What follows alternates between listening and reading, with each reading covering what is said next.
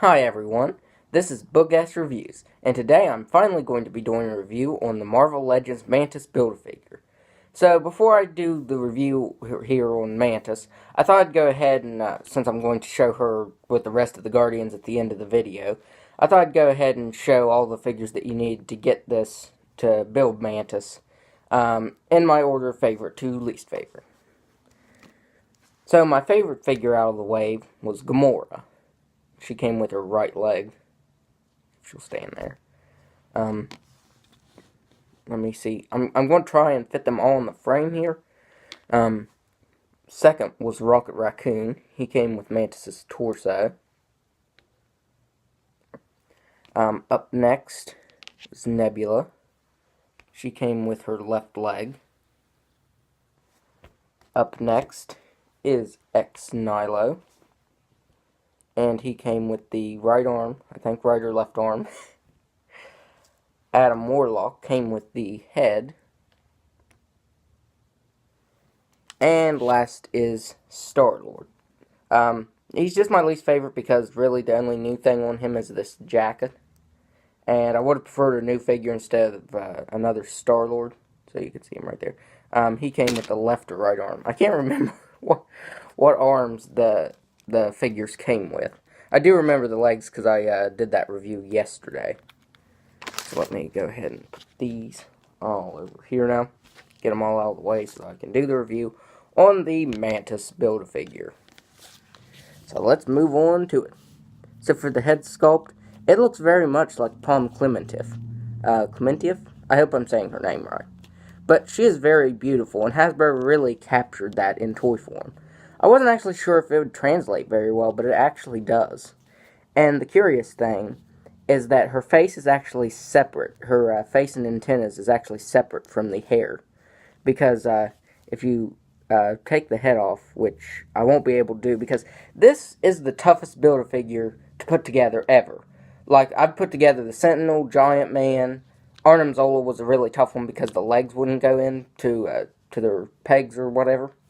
And Mantis was the hardest Build-A-Figure to put together. Her arms would not go in the sockets, and the legs would not go in the ball joints right here.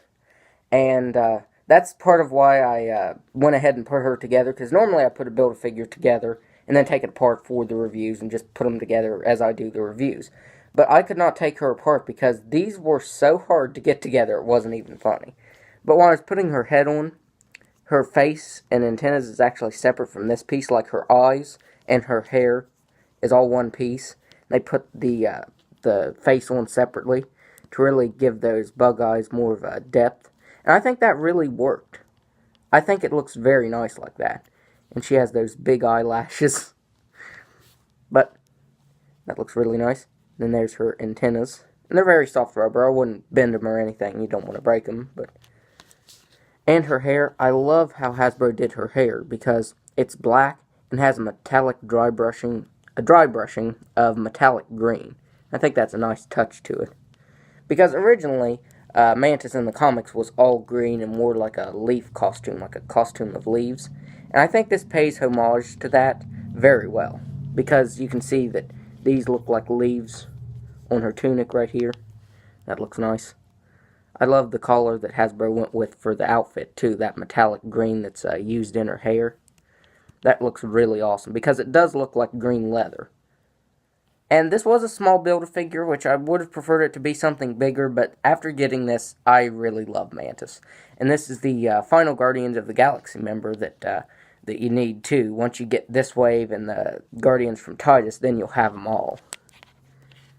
Love how that leafy pattern goes down her arms all the way to the right here. What is this? Like an arm wrap or arm piece? Not really sure what it's called, but looks nice. And again, like I said, I love this pattern that's on her tunic right here because it does look like leaves, and that's like her character in the comics. From the back right here, her tunic right here looks like what she wore in the comics, except it was all green and made of actual leaves. But I really love this character in the movie, too. I thought she was funny, and Palm Clementif did an awesome job portraying her. And we're going to see her again in Infinity War, so I'm really excited for that. And then you get more of that pattern down the side, that kind of ridged pattern down each side of the legs, the left and right leg. And her outfit is like a really dark green. Like, it almost looks black, but if you hold it up to the light, it reflects green. So I thought that was a nice touch. I really love that dry brushing, as you all know. Now, I was afraid that when I put this Build-A-Figure together, that since it was so hard to get together, it would probably just fall apart easily, because especially the hips, but her hips won't, or they won't fall apart, I should say, not won't move, won't fall apart, because I figured all that time and hard work, because it took me about 30 minutes to put this Build-A-Figure together, because I didn't want to break it, so I was trying to be easy, too, putting it together, and I thought all my hard work, and this thing's just going to fall apart, like if I move her arm up or something like that, but no. It was hard to put together, but it was definitely worth it, because this is an amazing Build-A-Figure. So now I'm going to go over the articulation, because there's not a lot to her since she is a smaller figure, but still very, very awesome. So she's got a ball-jointed head that can look back. You kind of have to move it like that, because her hair is very soft, so that doesn't hinder the articulation. You've got to be careful with her antennas there, though, when moving her head back. She can look down all the way. She can move her head side to side. She's got ball-jointed shoulders that can move out that far. I honestly thought that her tunic right here, the shoulder of it, would hinder that articulation, since she has a cut right there for the swivel. But nope, they can move all the way out. She's got a swivel at the bicep, which is something we usually don't get on the female figures, but I was really glad for. She's got a swivel at the bicep, single jointed elbow, swivel at the wrist that can move back and forth, and side to side. Now, one thing I did want to mention is her elbows. They have a pretty good range of motion to them.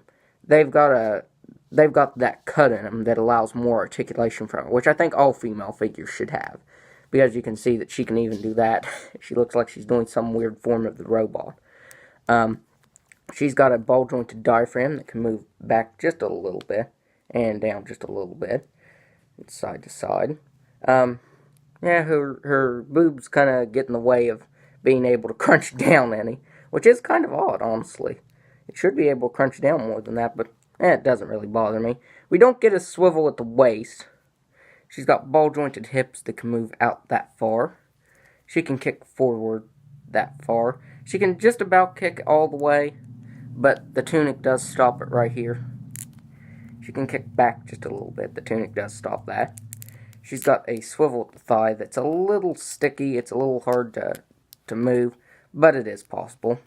She's got a double-jointed knee, swivel at the boot, swivel at the ankle, hold on here, swivel at the ankle, and an ankle rocker. So I really love the articulation on this one, too.